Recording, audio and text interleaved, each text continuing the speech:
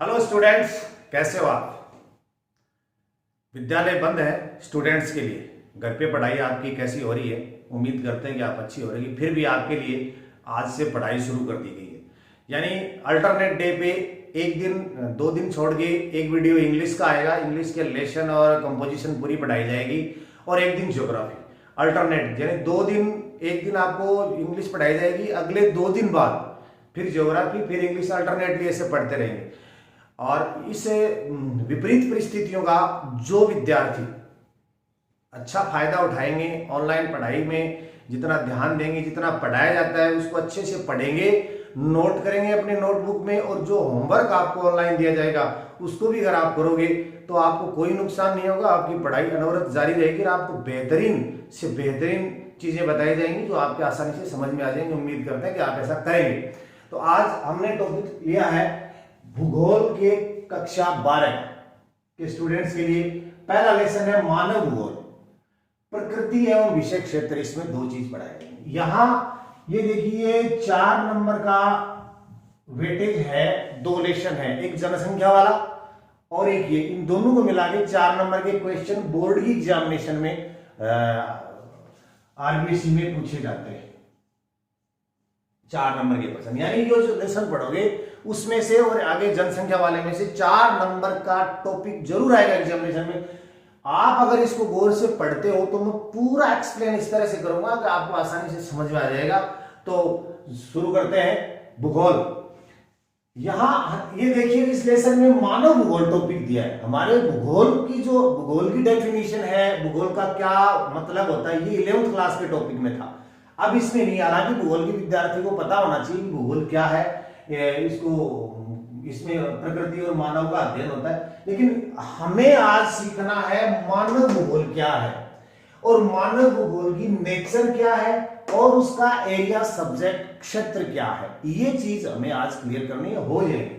तो मानव ये भूगोल है, इसमें 2 चीजों का अध्ययन होता है। देखिए, एक तो प्रकृति का अध्ययन होता है और एक मानव का अध्ययन होता है। जिस तरह से एक इसको, और ये दोनों ही चीजें हैं वो अविभाज्य हैं, कोरिलेटेड हैं, ज्वाइंट हैं, प्रकृति मानव से, मानव प्रकृति से, दोनों। यानी भूगोल के अंदर मानव शब्द कहां से आ गया, ये चीज क्लियर करनी है। भूगोल में जो प्रकृति, what ever you see that is created by the God, जो भगवान के द्वारा निर्मित जो भी चीजें आप देखते हो उसको प्रकृति कहते हैं, उसका अध्ययन भूगोल में किया जाता है। और एक मानव का जो अध्ययन है उसमें भूगोल में किया जाता है। इन दोनों का जो समाविष्ट संश्लेषित जो अध्ययन है उसको मानव भूगोल कहते हैं, उसमें मानव भूगोल का अध्ययन किया जाता है। तो एक तो भूगोल में देखिए भौतिक भूगोल। भौतिक भूगोल का मतलब जो भी भौतिक पर्यावरण है इसके बारे में अध्ययन होता है। दूसरा मानव भूगोल। मानव भूगोल का मतलब है जो भौतिक पर्यावरण और सांस्कृतिक पर्यावरण दोनों का समाविष्ट अध्ययन होता है। जब आपको इसकी एग्जैक्ट डेफिनेशन पूछी जाती है तो क्या होता है, तो आप ये कह सकते हैं कि मानव भूगोल एक तो भौतिक पर्यावरण जो आप देखते हो ना, आपके सराउंडिंग में जितना भी भौतिक पर्यावरण है वो, और सांस्कृतिक पर्यावरण, दोनों के संश्लेषित अध्ययन को मानव भूगोल कहते हैं। यानी 2 चीज होगी, भौतिक पर्यावरण और सांस्कृतिक पर्यावरण, दोनों के समाविष्ट अध्ययन को मानव भूगोल कहते हैं। इसके अंदर देखिए क्या क्या होता है। तो मानवीय तथ्यों का अध्ययन होता है। मानव और पर्यावरण दोनों के अंतर संबंध का अध्ययन होता है। इस चीज को समझिए आप, मानव के जितने भी तथ्य हैं उनका अध्ययन मानव भूगोल में किया जाता है। ठीक है, एक तो मानव और दूसरा पर्यावरण, जो चारों ओर पर्यावरण है उन दोनों का रिलेशन क्या है, एक दूसरे पर अन्योन्याश्रित है, क्या कोरिलेशन है, क्या संबंध है, उसका जो अध्ययन किया जाता है। इसके अंदर अंतर संबंध का अध्ययन किया जाता है। जैसे कृषि, पशुपालन, उद्योग, whatever that is done by the man, human being, जो भी काम उसके द्वारा किया जाता है उसका अध्ययन इसके द्वारा किया जाता है। अब यहां तक जो पढ़ा, इसको आपको ऐसा समझना चाहिए कि भूगोल के अंदर 2 चीजों का अध्ययन किया जाता है, प्रकृति का, मानव का, और दोनों ही अविभाज्य हैं। दोनों का ही आपको वो अध्ययन करना जरूरी हो गया है क्योंकि अंतर संबंध है दोनों का। अब इसमें होता क्या है, भूगोल में एक तो भौतिक पर्यावरण और सांस्कृतिक पर्यावरण का संश्लेषित अध्ययन होता है। ठीक है, और ये इसके क्षेत्र होते हैं। इसका जो मानव, अब ये हम मानव भूगोल सेंटर्ड पढ़ाई करेंगे पूरी। इसका प्रादुर्भाव कौन सी शताब्दी में हुआ था, ऐसा प्रश्न आता है। मानव भूगोल का उदय, प्रादुर्भाव, आविर्भाव कब प्रचलन में आया? तो आप क्या करोगे, आप ये करोगे कि जब मतदान की आयु क्या होती है, 18 साल। लड़कियों के विवाह की उम्र क्या होती है, 18 साल। तो आप 18वीं शताब्दी में कर देना ये, ठीक है। यानी मानव भूगोल का प्रादुर्भाव, शुरुआत, आविर्भाव कब हुआ, जब आपको मतदान की उम्र मिली उसी डिजिट में, यानी 18वीं शताब्दी में इसका प्रादुर्भाव हुआ था। अब देखिए ये नाम लिखा मैंने, फ्रेडरिक रेटजेल। ये जो जितने भी पहले लेसन में 8-10 भूगोलवेताओं के नाम आएंगे उनमें ये पूछा जाएगा कि ये कौन से देश के, कौन ऐसा इस 2020 की एग्जामिनेशन में भी आया था, 18 में भी आया था, 19 में भी आया था, आपको अच्छे से याद करवा दें। फ्रेडरिक रेटजेल आधुनिक मानव भूगोल के जनक है।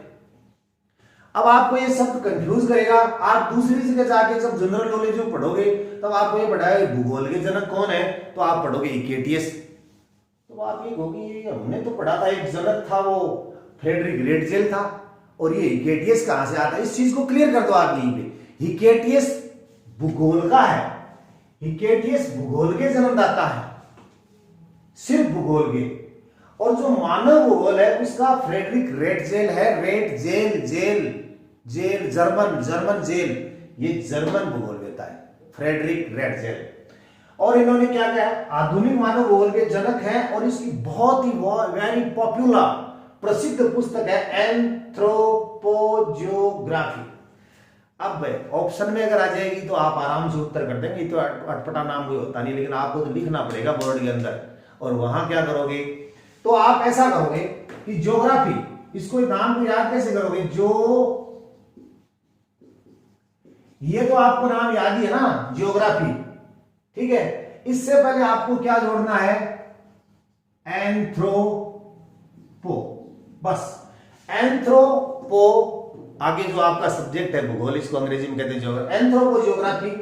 इस पुस्तक के राइटर हैं भूगोल, मानव भूगोल के जो जनक हैं, मानव भूगोल के जनक जर्मन के हैं, जेल, फ्रेडरिक रेटजेल, जर्मनी भूगोल कहता है। उन्होंने परिभाषा क्या, अच्छा उसमें देखो क्या किया, मनुष्य के क्रियाकलापों पर वातावरण के प्रभाव का वर्णन, यहां तक की बात पहले देख लेते हैं। अब प्रश्न ऐसे आ जाएगी, फ्रेडरिक रेटजेल ने जो बुक लिखी है उसका नाम क्या है, ज्योग्राफी तो है, उससे पहले लगाना है एंथ्रोपो, ओके, एंथ्रोपो ज्योग्राफी हो गया। तो उसके अंदर क्या बताया उन्होंने देखिए क्या चीज बताई, मनुष्य के क्रियाकलाप, जो भी एक्टिविटीज मनुष्य करता है वो, और वातावरण, जो एक्टिविटीज मनुष्य कर रहा है, जो भी एक्टिविटीज ये मनुष्य कर रहा है, एक्टिविटीज, उस पे जो वातावरण का प्रभाव है ना, उसका अध्ययन प्रबल दिया है। बस इस मनुष्य की जो एक्टिविटीज करता है उस पे वातावरण का क्या प्रभाव पड़ रहा है, उसका अध्ययन इसमें किया गया, पार्थिविकता पर इसमें बल दिया गया, एंथ्रोपोजियोग्राफी, ओके। अब इसकी परिभाषा है, परिभाषाएं इंपॉर्टेंट होती हैं, याद करने में मुश्किल होती है, लेकिन मैं आपको भी याद करवा देता हूं। मानव भूगोल क्या है, इसकी रेटजेल ने परिभाषा दी है, उसकी शिष्य है एलन सैंपल, उसने दी है, और पॉल विडाल डी ला ब्लांस ने दी है। तीनों की चर्चा करते हैं। फ्रेडरिक रेटजेल ने क्या किया, मानव भूगोल मानव समाजों, मानव भूगोल है वो मानव समाजों, और ये देखो, एक तो इसको चिन्हित करो, परिभाषाएं कैसे याद होती हैं। मानव भूगोल है वो मानव समाजों और धरातल, ये इन दोनों के मध्य पारस्परिक जो संबंधों का जो अध्ययन है, संश्लेषित अध्ययन है, उसके बारे में बात। दो शब्द याद रखते हैं इस परिभाषा में कि मानव भूगोल क्या है, एक तो मानव समाज और एक धरातल का संश्लेषित अध्ययन है, बस यही करना है। तो याद होगी ना कि फ्रेडरिक रेटजेल ने क्या परिभाषा दी थी, फ्रेडरिक रेटजेल ने एक तो मानव समाज और एक धरातल है, धरातल यानी प्रकृति मान लो, यहां धरातल का संबंध प्रकृति से है, आप धरातल लिख देना क्योंकि परिभाषा में सेम वर्ड लिखना पड़ता है। मानव समाजों और धरातल का संश्लेषित अध्ययन ही मानव भूगोल है, ऐसा कहा है। तो मेरे हिसाब से ये परिभाषा आपको याद होगी। अब ये देखिए एलन सी सैंपल, एलन सैंपल इसकी शिष्या है, ये जर्मन के हैं, इसकी प्रसिद्ध शिष्या और प्रसिद्ध भूगोलवेत्ता है। फ्रेडरिक रेटजेल जर्मन के हैं, ये अमेरिका की है, ये है जर्मन और ये है यूएसए, ये इनकी शिष्या है। और ये इन्होंने जो परिभाषा दी है वो इससे भी सरल है। क्या है? ये कहती है कि मानव भूगोल चंचल मानव और अस्थायी पृथ्वी के पारस्परिक परिवर्तनशील संबंधों का अध्ययन है। तो संबंधों का अध्ययन मानव भूगोल, ये बात तो क्लियर होगी। किसका संबंध है? अब भौतिक पर्यावरण है कि कोई सांस्कृतिक पर्यावरण बता रहा है, कोई कुछ धरातल बता रहा है, कोई मानव समाज बता रहा है, ये चीज। एनल सैंपल ने क्या कहा है? देखो एनल सैंपल ने कहा है कि एक तो चंचल तो मानव, एनल सैंपल ने कहा है कि ये चंचल मानव और अस्थायी पृथ्वी, पृथ्वी शब्द इधर आ गया, यहां दो चीज इसने बताई है, चंचल मानव और अस्थायी पृथ्वी। अस्थायी पृथ्वी का मतलब ये नहीं कि ये करीब पृथ्वी पर होने वाले परिवर्तन, अस्थायी पृथ्वी, चंचल मानव, मानव की बदलती हुई एक्टिविटी। तो दो चीज याद रखनी है। सैंपल ने कहा है चंचल, सैंपल चंचल है, एनल उसकी शिष्या है, वो चंचल है। आप ऐसा इस तरह से याद रखना है, चंचल से याद रहे कि चंचल मानव और अस्थायी पृथ्वी के पारस्परिक परिवर्तनशील, परिवर्तन शब्द इसमें इसलिए आ गया, अस्थायी और चंचल दोनों परिवर्तन को ही डिनोट कर रहे हैं यहाँ पे, कि अस्थायी है पृथ्वी परिवर्तनशील है, चंचल है तो मानव भी अपने एक्टिविटीज को, अपने प्रयासों को परिवर्तनशील करता है। तो एनल सी सैंपल कहां की है? यूएसए की। ओके, किसकी शिष्या है? जर्मन विद्वान फ्रेडरिक रेटजेल, जो कि आधुनिक मानव भूगोल के जन्मदाता कहलाते हैं, उसकी शिष्या है। उसने जो परिभाषा दी उसने कि चंचल मानव अस्थायी पृथ्वी के परिवर्तनशील जो संश्लेषित देखा है। अब देखिए पॉल विडाल डी ला ब्लॉस, ये नियतिवाद की कट्टर समर्थक थी। ये इसका क्या बताऊं मैं, यहां ये है नियतिवाद। नियतिवाद क्या है? नियतिवाद की कट्टर समर्थक थी।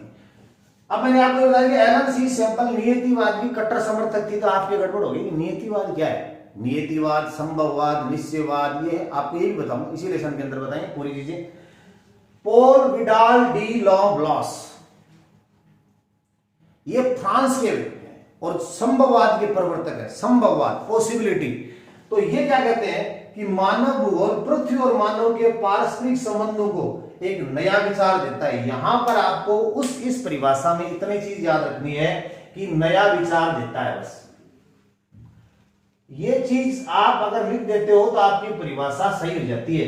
बात वही है पारस्परिक संबंध की, मानव भूगोल पृथ्वी और मानव, बात वही आ रही है दोनों। पृथ्वी कोई चंचल बता रहा है, कोई अस्थिर बता रहा है, कोई पृथ्वी और मानव के पारस्परिक संबंध को नया विचार देता है। पृथ्वी को नियंत्रण करने वाले भौतिक नियमों व पृथ्वी पर निवास करने वाले जीवों का संश्लेषित अध्ययन है। कंक्लूजन यह है इस डेफिनेशन का कि जितने भी तीन ने परिभाषा दी, आप देखिए तीनों में दो दो शब्द है। एक पहला फ्रेडरिक रेटजेल ने क्या किया है कि एक तो मानव समाज और धरातल का संश्लेषित अध्ययन हो गया।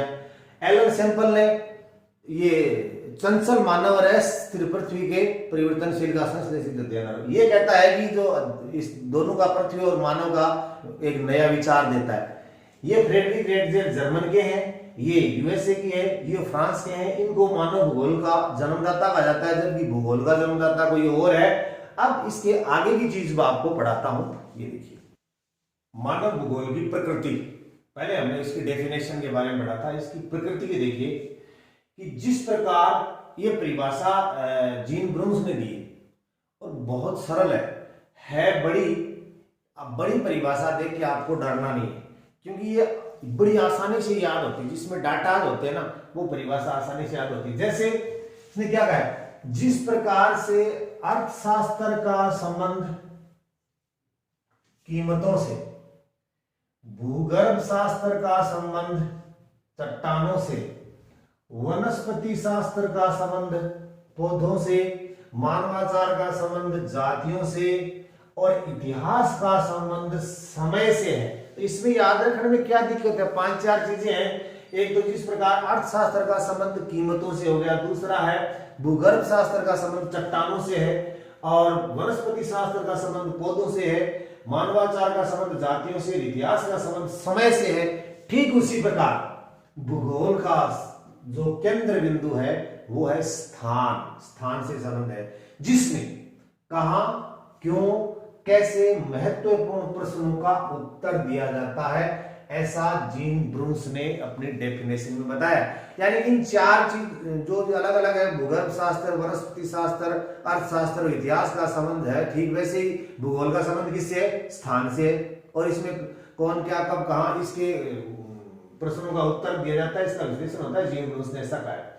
इसका जो विषय क्षेत्र है ना, एक हटिंगटन नाम के जो भूगोलवेत्ता उसने 2 बताए, तो भौतिक दशाएं और मानवीय निग्रह। जिस तरह की भौतिक दशाएं होंगी, जिस तरह का सराउंडिंग में वातावरण होगा, और जो ठीक उसी प्रकार मानव की अनुक्रिया होंगी। इनमें 2 मानव की अनुक्रिया और भौतिक दशाएं, इन 2 चीजों का इसका विषय क्षेत्र होता है, इनका अध्ययन इसमें किया जाता है।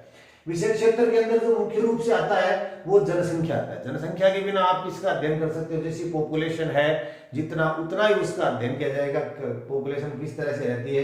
प्रदेश के प्राकृतिक संसाधन है उनका अध्ययन विषय क्षेत्र का माध्यम होता है। सांस्कृतिक वातावरण कैसा है, वहां का एनवायरनमेंट कैसा है। ये कालिक अनुक्रम, कालिक अनुक्रम का मतलब ये हो गया कि जिस तरह से काल समय का अनुक्रम, एक काल के अंदर जो प्रोग्रेस की उसके बाद में जो परिवर्तन आया, अगले काल में जो परिवर्तन आया, जो कालिक अनुक्रम होता है, इसका अध्ययन भी भूगोल में किया जाता है। इस समय में ये होता था, उस समय में ये होता है। नियोजन और प्रादेशिक संगठन और अन्य प्रदेशों से संबंध, ये इसके विषय क्षेत्र के पॉइंट्स हैं। अब देखिए मानव भूगोल का जो विकास हुआ है प्रकृति के अंदर, आप ये बताएं विषय के अंदर क्षेत्र बताएं, और मानव भूगोल का जो विकास है ये उसको 3 श्रेणियों में बांटा गया है। तो प्राचीन काल में किस तरह का था, मध्य काल में और वर्तमान में। प्राचीन काल के अंदर क्या था, प्राचीन काल आ जाए तो आप ये समझना कि आदमी मानव का जो रोल है वो गौण, प्रकृति का गुलाम, प्रकृति का दास, प्रकृतिवादी था और प्राकृतिक शक्तियों को प्रधानता थी। प्राचीन काल में आप ये देखिए प्राकृतिक वातावरण की प्रधानता थी, जैसा प्राकृतिक एनवायरनमेंट होता था। प्राकृतिक शक्तियों की प्रधानता थी, प्राकृतिक शक्तियों का बोलबाला था। प्रकृति को ही जैसे सूर्य देवता, अग्नि देवता, वायु देवता, ये देवता, इस तरह से वो चीजें मानी जाती है। तकनीकी विकास का स्तर न्यून था, बिल्कुल 0 था उस समय। थेल्स, एनेक्सिमेंडर, अरस्तु, ये और इस तरह की भूगोलवेत्ता थे जिन्होंने यहां इसके अध्ययन किया था, इसके बारे में बताया था। और एक थे हिकेटियस। हिकेटियस नाम बड़ा इंपॉर्टेंट है, उन्होंने व्यवस्थित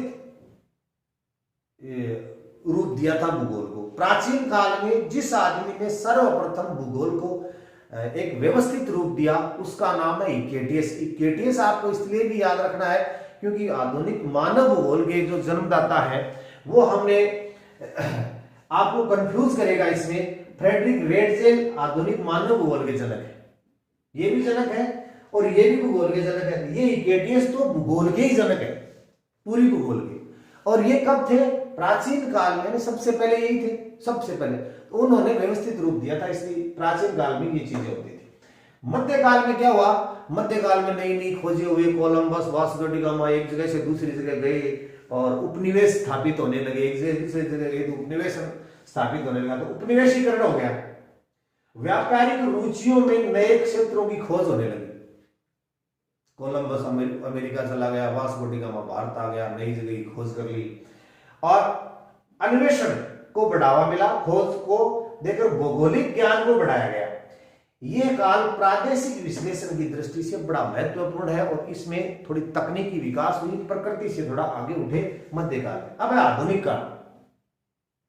इस आधुनिक काल का श्रेय किसको जाता है, ऐसा प्रश्न बनता है कि आधुनिक काल का श्रेय किसको जाएगा, जर्मन भूगोलवेत्ताओं को जाएगा। जर्मन भूगोलवेत्ता में कौन है, फ्रेडरिक रेडजेल है और कॉल रिटर है, हम्बोल्ट है, ये तो फ्रांस का है। तो इनका श्रेय जाता है जर्मन भूगोलवेत्ताओं को। फ्रेडरिक रेटजेल मानव भूगोल के जनक कहलाते हैं। मानव इसमें नियतिवाद, संभववाद और नवनियतिवाद तीन चीजों का विकास हुआ है। नियतिवाद, संभववाद और नवनियतिवाद तीन चीजें हैं, तीनों को थोड़ा समझना पड़ेगा।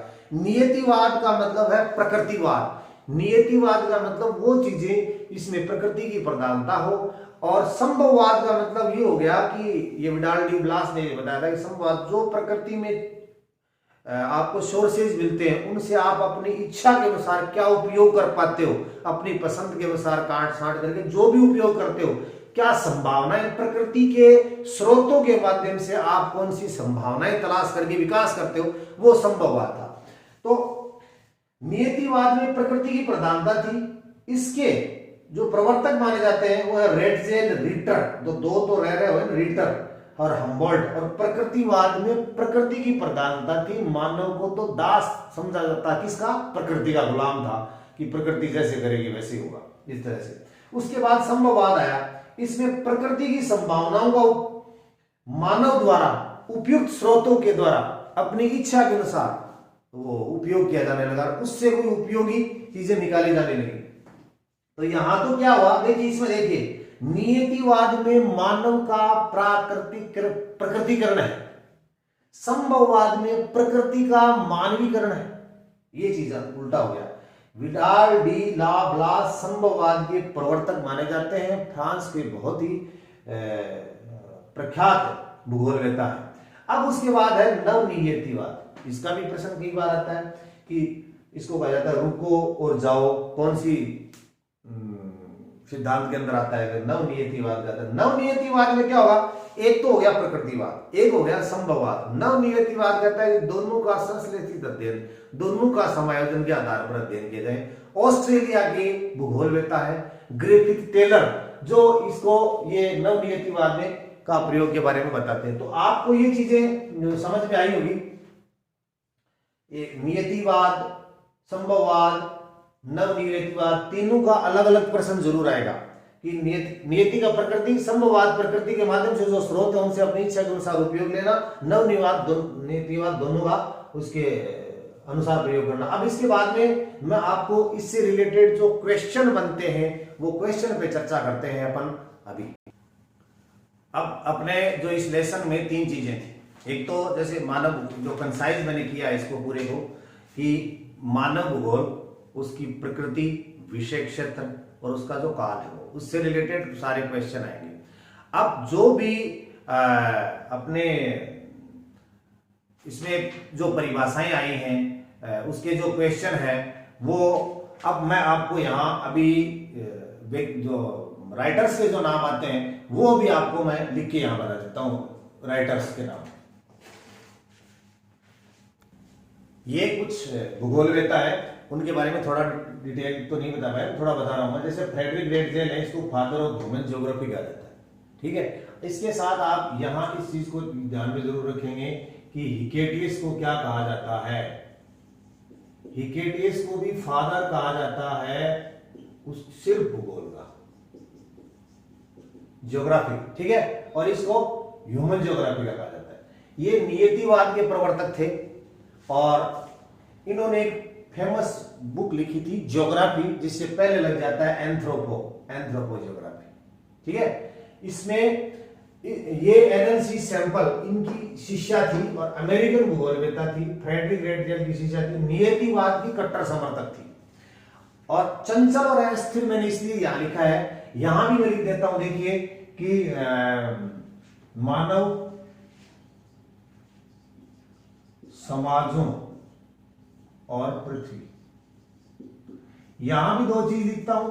ये इसलिए लिखा है कि इसने जो ये परिभाषा दी थी मानव भूगोल की, इसमें दो शब्द आपको याद रखने जरूरी है आपके परिभाषा के लिए। मानव भूगोल में मानव समाजों और पृथ्वी का संश्लेषित अध्ययन होता है, ठीक है। इसमें क्या है, इसमें चंचल और अस्थिर याद रखना, चंचल मानव और अस्थिर पृथ्वी के परिवर्तनशील जो अंतर संबंध है उनका अध्ययन इसमें किया जाता है। दो शब्द इसमें भी याद रखोगे तो मानव भूगोल की परिभाषा इसमें क्या दी है, चंचल और अस्थिर याद रखो। इसने क्या दी है, मानव समाज और पृथ्वी याद रखो, दोनों के अंतर संबंध की बात है। ठीक है। विडाल डी ब्लास संभववाद के प्रवर्तक है, इन्होंने भी एक नया, इसकी परिभाषा में आपको क्या मिलेगा, नया विचार दिया है इन्होंने, ठीक है। संभववाद के प्रवर्तक है, मानव भूगोल के सिद्धांत नाम की पुस्तक लिखी थी इसने, ये बुक लिखी थी, और आप है फ्रांस की, ठीक है। ग्रिफिथ टेलर ऑस्ट्रेलियन है, नव नियतिवाद। टेलर का मतलब आप ये याद रख लेना कि एक तो नियतिवाद और एक वो नव नियतिवाद। तो नव नियतिवाद वाला है वो ऑस्ट्रेलियन ग्रिफिथ टेलर थे। रुको और जाओ, स्टॉप एंड गो डिटर्मिनेशन, ऐसा इस सिद्धांत उन्होंने दिया था ग्रिफिथ टेलर ने। जीन ब्रन्स फ्रांस के हैं और संभववाद के समर्थक है।